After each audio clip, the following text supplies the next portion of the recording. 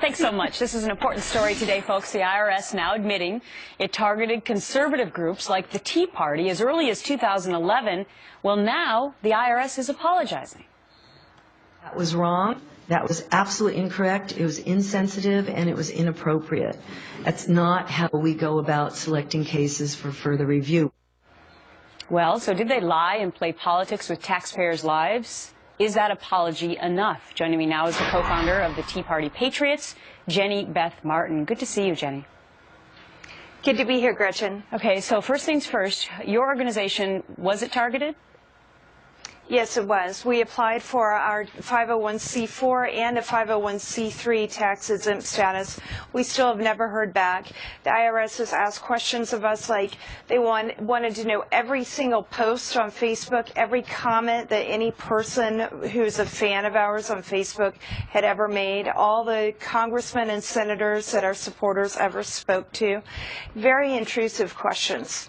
So you believe that they should now have to pay you back for all the lawyers you've had to hire, et cetera, correct?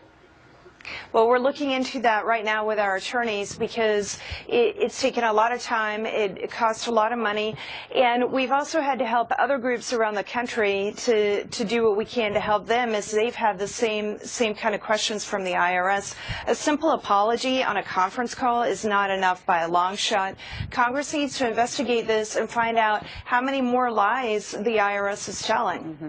I mean, did you find it weird when you were trying to make these applications that you were giving all these questions? Did you ever think in your mind, wow, they're targeting us? Well, I understand that when you're dealing with the IRS and you're making an application for a tax-exempt status, that you've got to make sure that you're following all the rules and all the laws. So I understand that. But the questions about the Facebook posts, what our supporters are saying, who they're talking to on Capitol Hill, the list of all of our donors, when donations are supposed to be confidential. Absolutely right. Ridiculous. But do you believe that this was just the underlings out of a Midwest office, or did this come from the top?